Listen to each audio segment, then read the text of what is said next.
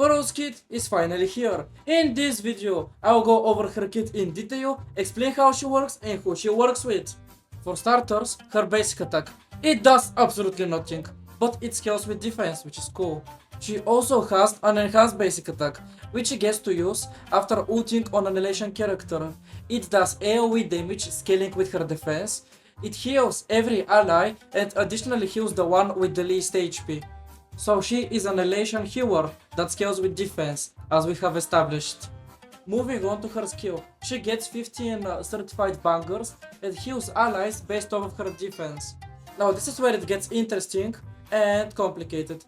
She gets 20 certified bangers and targets a single character that isn't herself. The target of the ultimate becomes a static archetype. Her ult's effects get upgraded for each Elation character in your team.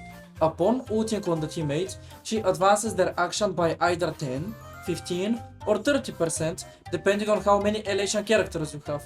But if you have 4 Elation characters, she gives the chosen ally an extra turn instead, just like Seal's extra turns. Also for the duration of the extra turn, she gives the aesthetic archetype character 30 bangers and 60 punchlines, meaning she can provide that damage buff only if you have mono Elation team. And the damage of her enhanced basic attacks scales with the stats of the aesthetic archetype character, by the way. Now time for her talent. Poro can use certified bangers as her own mechanic called repellency. Every banger is worth 200 repellency. When a teammate gets hit, she consumes repellency, thus certified bangers, to block 60% of the damage from the attack. Her bangers don't expire, but they are capped at 50, so they're more like a resource for her sustainability, rather than the damage increase that they usually serve. Also, if an ally falls under half of their HP, they take 30% less damage. We are now on her passives. The first one! She gets Elation damage bonus based on her defense. For reaching 2.4k, she gets 32 Elation damage bonus. Then, for every 100 defense over 2.4k, she gets another 10% till 3.6k defense, which equals to another 36% Elation damage bonus. Her second passive gives her 5 certified bangers when a teammate gets a turn, and allows her to cleanse the allies when she skills or does enhanced basic attack. The third passive is the most important one. When her aesthetic architect teammate uses their ultimate, Poro gets 90 fixed energy, which is half of her ult, very decent.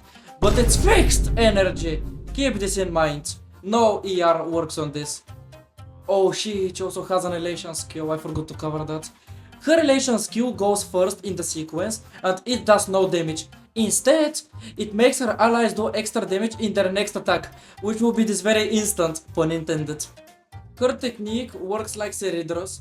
It applies the aesthetic architect effect on the one that engages in combat. It also gives her 20 bunkers in the start of battle and 2 charges for her EBA. That's her mini traces. For some reason they are 4, which is very interesting. We might be seeing that more often in the future. Alright, I know y'all will be watching too. Time for her copies. And they are insane. Her first copy makes her give up to 60% Elation damage bonus, but it works mainly in mono Elation, sadly. Still, that buff is very good in my opinion. It too mainly makes all targets Elation damage by 15%. Whatever the fuck that means. When she ults, she gives the action advancement for aesthetic archetype to everyone too, excluding herself, meaning it's 40% action advance team-wide, but without Poro. It also doubles the buffs her ult provides. E3 and 5 are like always. E4 increases the repellency, aka the shield points, she gets per banger. Also the percentage of damage she can block increases. Pretty mid, I know. The final copy makes her give 20 respawn to all allies and increase damage of her EBA a lot. The problem is that this is some E1 ass copy, to be honest, and Blade E1 does more literally. Enough yap about her copies, time for her signature. First I gotta say, it looks very good, she's so beautiful here. It gives her a big fat chunk of defense. When she uses her Elation skill, aka her AHA instant, she heals her teammates and applies vulnerability. But the vulnerability increases with each Elation character in her team besides herself. Also, I gotta mention her upcoming set. This shit makes her give 16 elation damage bonus and 12 crit damage for 3 turns. But only she and Elation MC can use it, since you gotta target a single target and Yao Guang simply can't. I mentioned that I'm gonna say who she works with, so basically she works with every Elation DPS. Aventurine, Silverwolf, Sparksy, DPS Yao Guang if you would, Evanesia. To conclude, before I fall asleep on my desk, she is an isolation healer that increases your AHA instance damage, needs mono elation to fucking breathe, gives action advance or straight up a whole extra turn like Cielus, and provides some buffs only for the duration of the extra turn that Evanescence can't even make use of, by the way. And lastly, she gives your whole team some shield that isn't exactly a shield.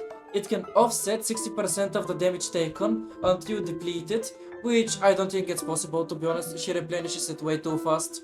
I already played her a lot on a private server, props to AFN by the way, and she's better than Fushuan obviously, which is the previous best sustain for Silverwolf Nana 9, but I don't think she is better than sustainless at E0 S1 or E1 S0, depending on who is replacing your sustain obviously, since it could be 3B, Sparkle, Asta, and whoever you want, to be honest. Also, we still have 4 more versions of the beta remaining, and I will cover all of them as soon as possible. So subscribe if you want to keep up with HSR leaks or watch cool Zero Cycles. With that said, see you in a week or two when V2 comes out.